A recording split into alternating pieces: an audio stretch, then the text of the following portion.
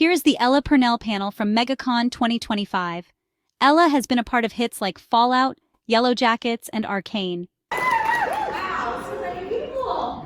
That's so nice. We're all here for you. Where do we even begin?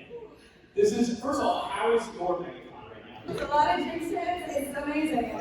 Everyone's so nice. I love cons. Everyone is just the best kind of people, truly. It's so nice to be here. So, I have a quick question to the audience. Has anyone heard of or watched Arcane? Have you watched Arcane? Oh, I've heard of it. I know it's pretty good. Okay. Also, I'm really excited to talk to you because you are two very successful video game adaptations, which feels like a very funny accident. Because it's like, okay, you're just sort of. I'm not even a gamer. I don't know how this is happening. Maybe that's the secret. It's that, like, you know what, I'm going blind, but now, there's so much to talk about, so let's get started.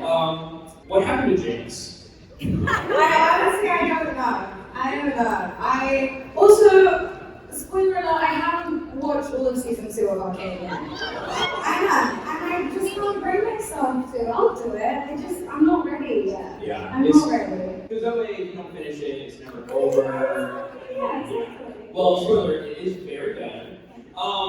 But now that it's over, how do you feel that kind of feeling between season 1, because it was like a couple years ago, several years ago, and then now you have the success and the hype of season 2. How did your life change between those seasons? Well, I didn't know it was going to be over.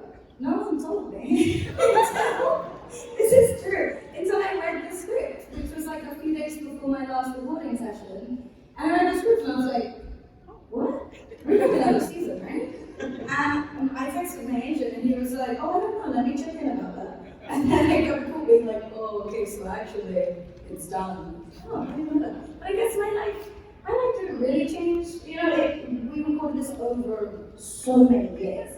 And it's different with voiceover, right? Because you're going in once a month, pretty much, for a 4-hour session. So you kind of forget what happens in between, and you need like a little refresher. So it's definitely, I was excited to get back in the group, and obviously really worried I forgot how to do everything. That fear never goes away. You're always worried that you forgot how to act. But then, yeah, I kind of get back into it. I feel like, because there are definitely a lot of scenes where I feel like it's very emotionally taxing, especially on your vocals. How do you sort of come down from that? Are you just like driving home after and you're just like, wow, I did a lot of screaming and a lot of stuff? Yeah, it was hard when I was filming Fallout and recording for Arcane at the same time, because I would scream and then go in the next day and Lucy's voice was like dropped along to it because my voice is gone. So you just kind of learn, a lot of camera on tea. It's, to be honest, that's the fun part. I love doing the screaming and the action and fighting and stuff. Like, you look insane, but it's fun. That's great. And also nobody sees you in the booth too. So. Yeah, except for the people sitting right there, directing you on the other side of the glass. I'm just like, don't look at me, and I do some weird shit, good stuff. So it's funny. I want to bring up a specific episode in season 2, which I'm curious if you've seen it. We see sort of it's episode 7. You guys know what I'm pretending it's the first time. We see a parallel universe where Echo is kind of seeing a grown-up Powder. How did you approach recording those lines and doing like a softer version of Jinx? I really loved it. I was so looking forward to it because I guess it's a question I didn't even really know I had. Like, what would Jinx have grown up to be like if she wasn't Jinx, right?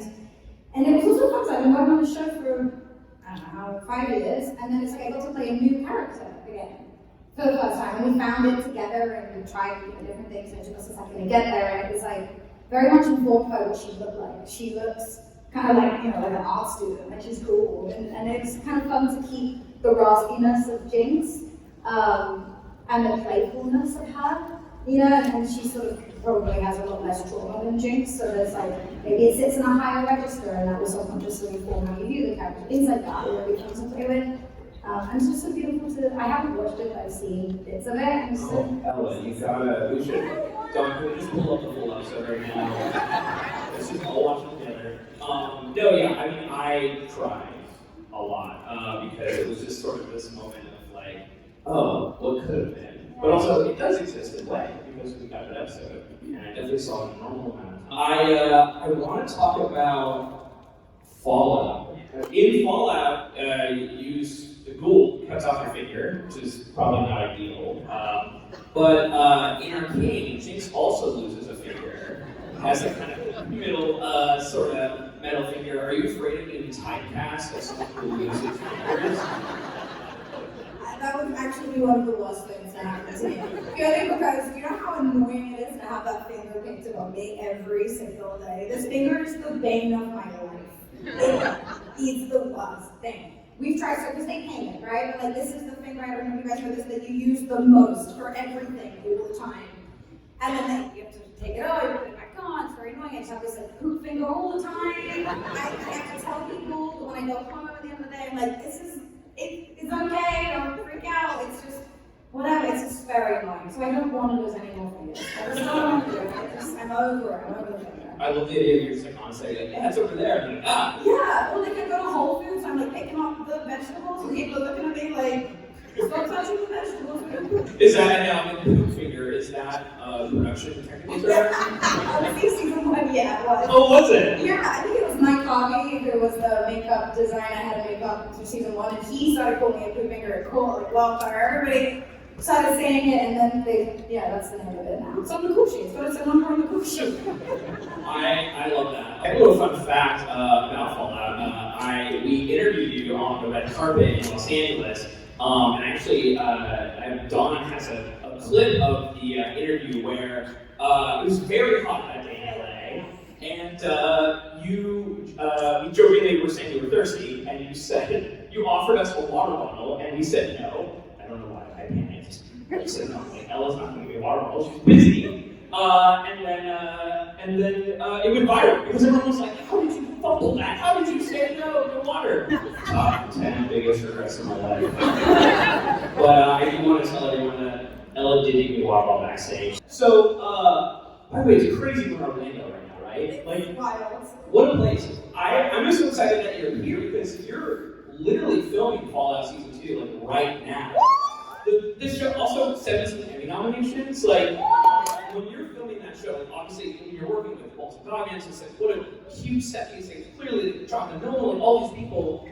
But then, do you know how big it is when you're filming it? And then when it comes out, you're like, oh, whoa, this is like actually huge. And does it feel different going into season 2? We're like, okay, everybody's watching this.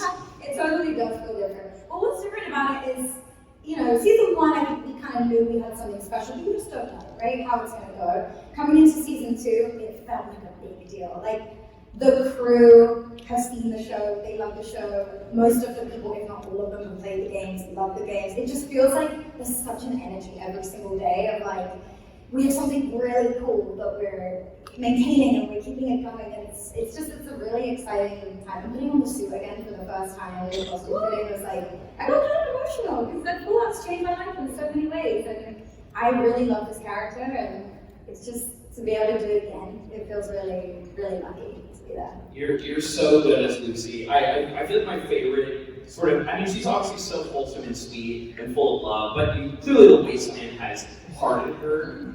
But like, how did it feel like playing a character that has to sort of always fight against these odds, and how do you just not lose it as Lucy? Honestly, Lucy needs a break. It's really fun. I'm really excited for you guys to see this next season. I mean, I don't know when it's going to happen, but it's going to be really good. I think it's it's a wild ride.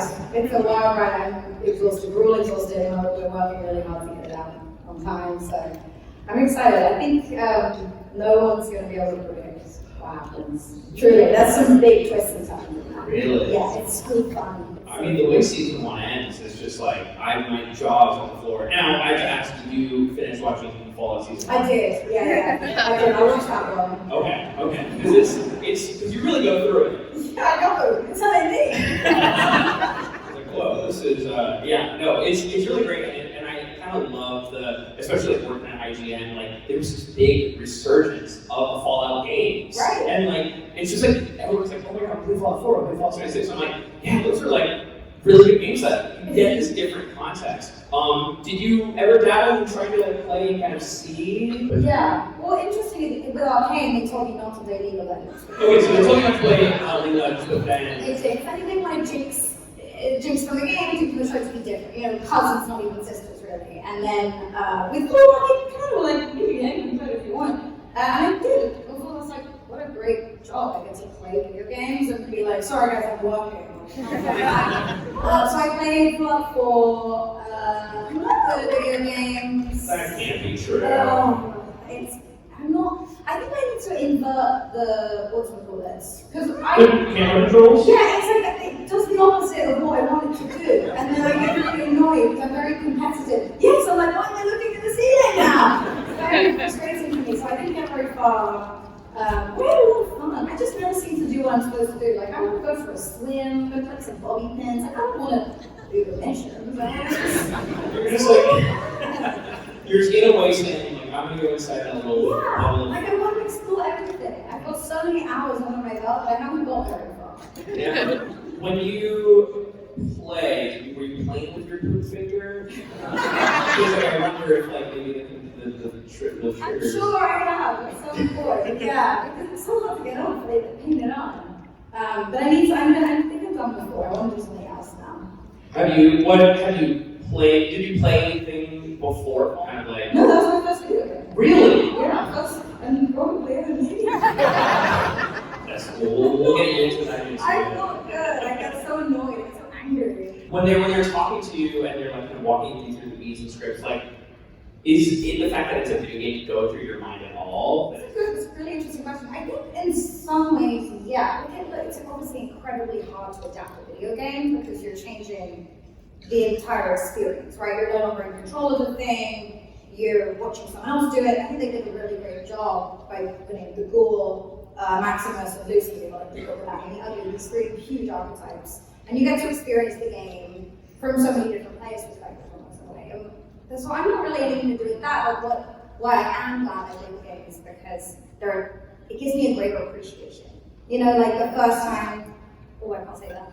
I'm so nervous got sued by Amazon. The first time something happens, you know, you just get like a greater appreciation. Or like even walking on the set for the first time, like I know what that means. You know, seeing the vault, seeing them build everything for real, having the vault door open, like that really, it means so much. The set pieces are crazy. Just the way, like obviously it's all Hollywood magic, it's all built to the soundstage and stuff, but like it looks like that is all real. Like, are you getting lost in any part of this film? Yeah, for sure. Yeah, I didn't spend that much time on the vault because I spoiled a lot of that for all. But yeah, most of the stuff is done for real. Even the the Gulper, that's like a puppet, that's a giant thing. Jonathan Nolan likes to do as much as he can for real, as little CGI as possible. So there's a surprisingly little amount of green screen. Most of it's like really there. Yeah, Fulton's audience actually removed his nose, right? Yeah, he did. So I removed his nose and put it back on for White Lotus. I love it. I wish I want to ask you so many things about season 2, but like just now starting it and shooting in LA is very exciting because it takes place in LA. Is it? I mean, it's got to be like physically demanding to be on all the sets, right? When you're outside, you're sweating, you're covered in blood in a lot of your TV shows and movies. I mean, what's that? I don't know. I don't have an answer to that question. It just is so. Obviously, you create your character and obviously call it like first person, but I want a Lucy in the game. I mean, right? Should we not have on? But let's have Lucy in the game. They put up the power armor and Fortnite and all these things. And why don't we have an Ella Purnell video game character skin? That's about my favorite, but if you wanna petition for that, I'm fully on board. Right, everybody after the show, meet me outside, start a petition.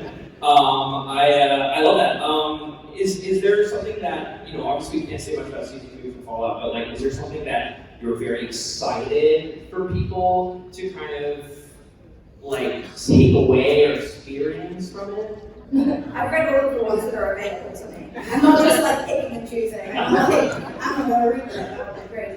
Yeah, are you bummed that you have to be spoiled on the show when you read the script? Sometimes I try not to read the other character scenes because I like to be surprised when I watch it. I had that with Maximus and stuff in season 1. Almost everything he did, I was like, oh, who's that guy? I had no idea about anything outside of my own little, universe. It's kind of fun. Oh yeah, I love that. Is that like a technique that you like to do? Well, it's just laziness. That's a little bit technical. You immerse yourself, you really don't know what the parents are going to say, and like, I mean, that's fun too. No, I'm just lazy. See, I'm tired as well. yeah, it's a lot. I mean, those guys are long shoot kids I'm too. a wasteland. It's rough out there for a cold weather. Do you ever cosplay? No, I never have. I'd love to do Jinx though. I would so. I need someone's name who had all of Jinx's tattoos, though for real. Real Jinx tattoos. It's gotta be on there somehow. But that was very cool. Somehow. Maybe that would be my next. Like anything. I know, that's what you're going you know you would break the internet if you did that. Just for one Halloween, just surprise I honestly don't know if I'd ever get work again. They'd be so furious with me. But no, I'd love to dress up as Jinx. That would be wicked. Do you think, how do you think Jinx would act or fare if she was here at megaconorlando, just walking around? What do you think she'd do? I don't know. That's a good question. She loved it. I think she'd thrive. It's a bit chaotic, isn't it? It's all like, most of the people that come to my table, they feel like they've seen some things. So I feel like Jinx would like thrive in the chaos. I love that. Do you have sort of fandom you've had? Oh, so many. I really do love these things. I love hearing about stories and like, especially the ways that Arcane and Yellowjackets and they like bring people together. You know, I love hearing stories of like, oh, this helped me reconnect with my father, or I bonded with my sister. I love that stuff. I love hearing about that. You're in a lot of shows where people eat other people. I mean, it's just two, I think, but that's Just two. But that's like, it's weird that it happened twice kind of thing, right? You guys know. You know the meme. Are you in season 3? I thought you'd be like, do you eat people? Oh. People, and am I in season 3? Am I allowed to say that? I don't know. Am I in season 3? I'm trying to like. I'm in the trailer! Okay, so I have a couple some fan questions that you guys sent in, and I have them right here, ready to go. So, and they're all going to be about Fallout Season 2 and what happens in it. Lily H from Miami, Florida. Ella, you played some fascinating roles from this Peregrine's Hall for people who showed up to Army of the Dead. How do you choose a role, and what draws you to a character? Well, that's a good question. Probably a combination of something that appeals to me at that time. Maybe it's like, oh, I haven't done this genre, or I got to work with this director, or I've never played a school teacher, or whatever. Favorite subject in school? English? I like writing. Okay. What else? What was that question? How do I choose a role? I don't know, it kind of depends. I think also sometimes for me it's tone. Like it has to be either a little bit funny or a little bit mind-blowing, thought-provoking, or it just has to look gorgeous. Like you're working with a director who has such a vision for it. And if you're lucky enough to get all 3, then great. And sometimes, it's a gamble. Think about because it's like because you've done 2 video game adaptations, like does that cost your mind at all? And you're just like, this is based on a video game, and you're like, that's fine, I don't know what that is. Not a lie, that is an immediate pass for me now. I can't, otherwise I really am going to do a video game person. That's okay. I would love to, I just don't want to I want to do something else. You're already typecast as losing fingers, so you wouldn't be typecast as Losing fingers covered in blood, video game, what else is going for me? Bring it on! No, I'm ready to do something else. I want to do something I haven't done before. I don't know what that is. Maybe a comedy, like a proper comedy. Is that nice? You're very funny. Thank you, it's very nice. I have another question. Ethan M. from Orlando, Florida.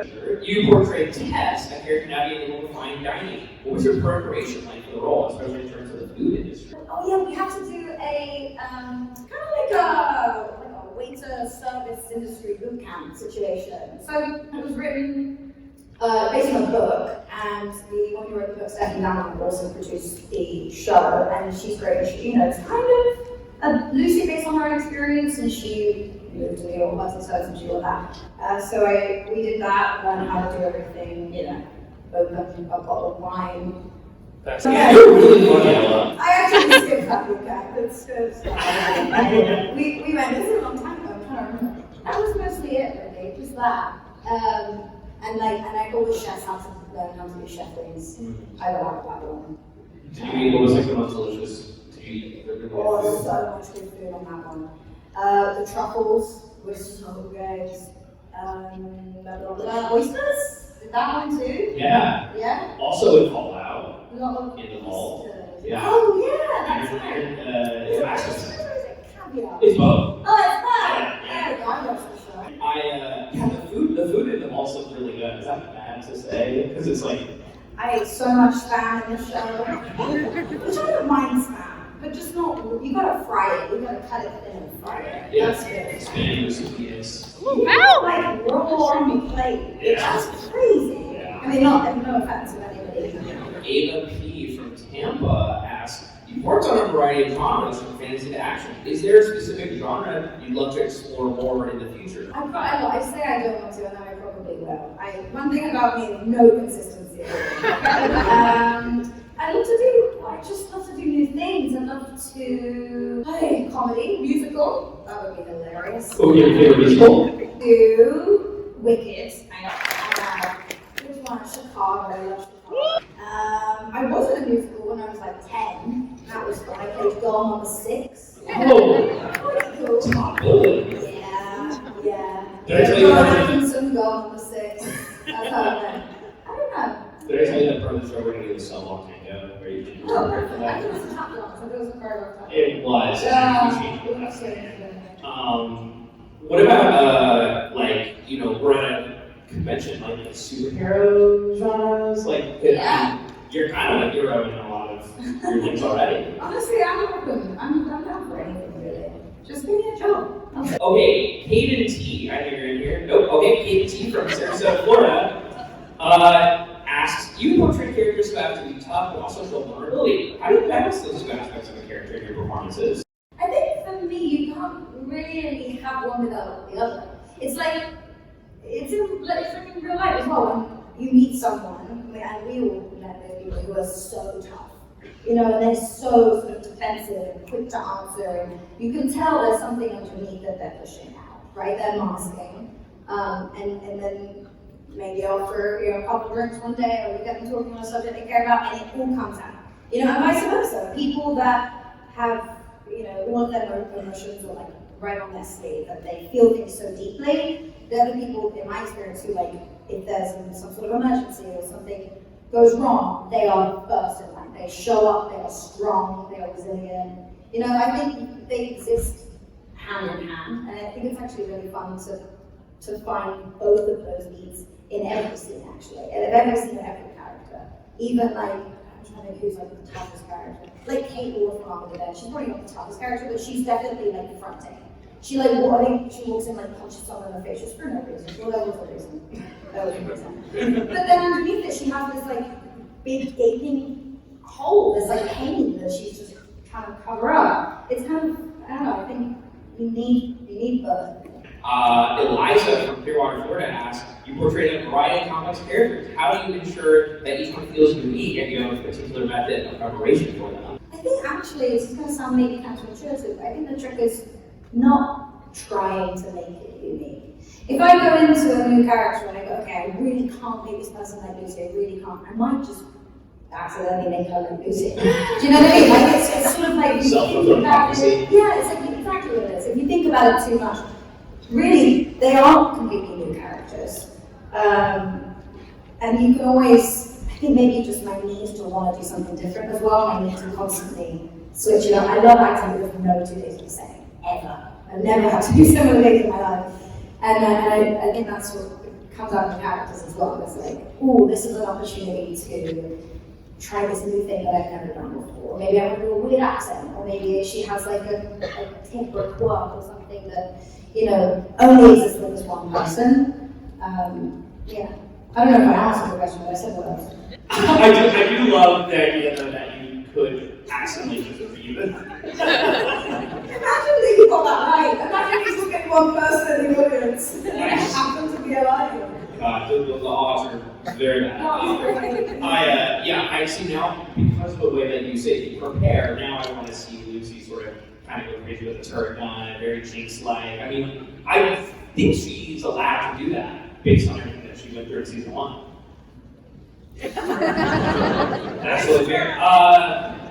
I think we are just about out of time, but we do have a couple shirts to give away. You're very strong. You've been working out for Fallout. We had like just, I think a couple, and oh wait, everyone was there. I did not tell Ella we were doing this. Oh, you did. We can have your cutout do it.